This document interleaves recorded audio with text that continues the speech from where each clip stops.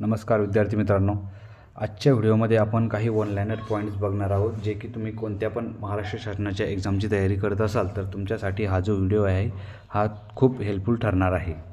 तर बघा, या ठिकाणी काही प्रश्न बघू आपण। वन-लाइनर, झोंबी या पुस्तकाचे लेखक कोण आहेत? बघा, झोंबी या पुस्तकाचे जे लेखक आहे तर ते आहे आनंद यादव। कोण आहे? आनंद यादव हे जे आहे झोंबी पुस्तकाचे लेखक आहे। त्यानंतर नेक्स्ट बघा, पाणी पंचायत ही जी संकल्पना आहे ही कोणी विकसित केली? तर विलासराव साळुंखे यांनी पाणी पंचायत ही संकल्पना विकसित केलेली आहे।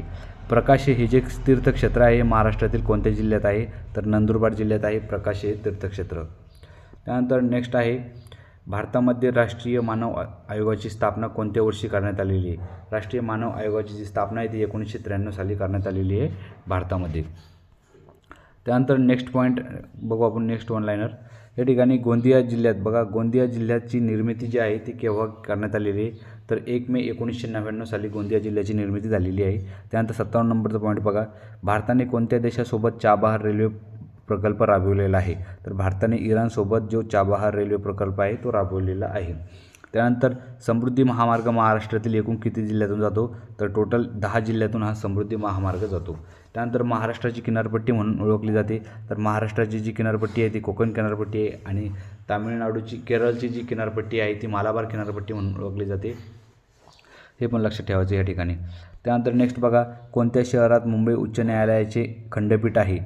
तर कोणकोणत्या शहरात आहे? नागपूरमध्ये आहे, पणजीमध्ये आहे आणि गोवा याच्यामध्ये छत्रपती संभाजीनगरमध्ये पण आहे। मुंबई उच्च न्यायालयाची खंडपीठ आहे, एवढं लक्षात ठेवा। त्यानंतर जागतिक चिमणी दिवस कधी साजरा केला जातो? जागतिक चिमणी दिवस 20 मार्च रोजी साजरा केला जातो। भामरागड टेकड्या कोणत्या जिल्ह्यात आहे? तर त्या गडचिरोली जिल्ह्यात आहे भामरागड टेकड्या। त्यानंतर संत गोरा कुंभार यांची समाधी कोणत्या जिल्ह्यात आहे?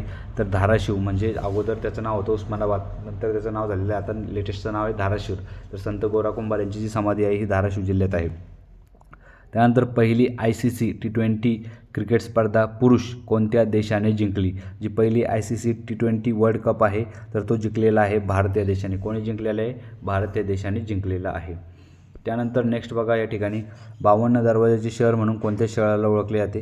तर छत्रपती संभाजीनगरची जी ओळख आहे ती 52 दरवाजाचे शहर, म्हणजे त्या शहरात प्रवेश करण्यासाठी 52 दरवाजे आहे, 52 प्रवेशद्वार आहे, त्यामुळे त्या शहराची जी ओळख आहे ती 52 दरवाजाचे शहर म्हणून त्याला ओळखले जातं। त्यानंतर क्षेत्रफळाच्या दृष्टीने महाराष्ट्रातील सर्वात मोठा जिल्हा कोणता आहे? तर अहिल्यानगर हा जो आहे क्षेत्रफळाच्या दृष्टीने सर्वात मोठा जिल्हा आहे। त्यानंतर मराठीतील पहिले प्रवास वर्णन म्हणून ओळखल्या जाणाऱ्या माझा प्रवास या पुस्तकाचे लेखक कोण आहे? तर बघा, मराठीतील पहिले प्रवास वर्णन म्हणून ओळखले जाणारे पुस्तक आहे माझा प्रवास, हे जे पुस्तकाचे लेखक आहे तर या पुस्तकाचे लेखक विष्णू शास्त्री गोडसे भटजी हे याचे लेखक आहे। त्यानंतर चंद्रकांत मांढरे कला संग्रहालय कोठे आहे? तर चंद्रकांत मांढरे हा जी कला संग्रहालय हे कोणत्या जिल्ह्यात आहे? तर हे कोल्हापूर जिल्ह्यात आहे, चंद्रकांत मांढरे कला संग्रहालय। त्यानंतर नेक्स्ट बघा, आरोग्य विज्ञान विद्यापीठ कोठे आहे? तर आरोग्य विज्ञान विद्यापीठ हे जे आहे हे नाशिक या शहरामध्ये आहे, हे पण लक्षात ठेवायचं आहे। त्यानंतर पाक्षिक हे दर किती दिवसाला प्रकाशित होते? तर पाक्षिक हे जे असतं हे दर 15 दिवसाला प्रकाशित होत असते। त्यानंतर समोर बघा, कोणाच्या पिल्लास बछडा म्हणतात? तर वाघाच्या पिल्लास काय म्हणतात?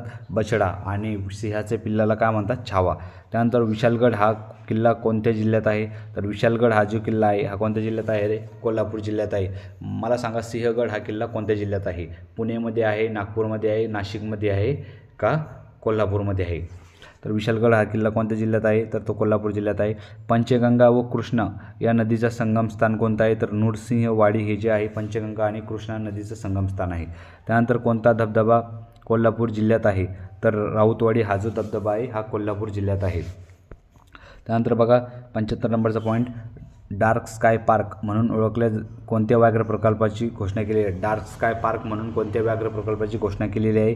तर पेंच राष्ट्रीय व्याघ्र प्रकल्प आहे, याची जी घोषणा आहे ही डार्क स्काय पार्क म्हणून केलेली आहे। तर 7 जुलैला जागतिक व्याघ्र प्रकल्प दिवस म्हणून साजरा केला जातो, हे लक्षात ठेवा। त्यानंतर तिरोडा येथील अडाणी पॉवर प्लांटची जी क्षमता आहे ती किती आहे? कोणती रे? जी तिरोडा या ठिकाणी अडाणी पॉवर आहे याची जी क्षमता आहे ही आहे 3300 मेगावॅटची। कोणत्या राज्यात वार्षिक उत्सव म्हणून अंबुबाची मेळा म्हणजे मेळा साजरा होतो? तर आसाममध्ये अंबुबाची मेळा साजरा होतो। त्या ठिकाणी जे गोदावरी नदीचं पाणी आहे ते कसं होतं रे? ते गोदावरी नदीचं पाणी लाल रंगाचं होतं, त्यालाच त्या देवीचं जे अंबुबाची देवी आहे त्याच्यात एक व्हाईट कलरचं वस्त्र त्या पाण्यामध्ये बुडवतात आणि ते त्या देवीला अर्पण करतात, त्यालाच काय म्हणतात? अंबुबाची मेळा असे म्हणतात। त्यानंतर महाराष्ट्र शासनाची आदिवासी संशोधन संस्था आणि प्रशिक्षण संस्था कोणत्या ठिकाणी आहे, तर पुणे या ठिकाणी आहे. महाराष्ट्राची जी आदिवासी संशोधन संस्था आणि प्रशिक्षण संस्था आहे पुणे या ठिकाणी आहे. अशा प्रकारे विद्यार्थी मित्रांनो आपण 78 पॉईंट या ठिकाणी डिस्कस केलेले आहे वन लाईनर. तुम्हाला जर हा व्हिडिओ आवडला असेल तर व्हिडिओला लाईक करा, चॅनलला सबस्क्राईब करा आणि यानंतर ही जी सिरीज आहे ही अशीच कंटिन्यू बघायची असली तर आपल्या चॅनलला जे घंटीचं बेल आयकन आपल्या चॅनलचं ते बेल आयकन प्रेस करा.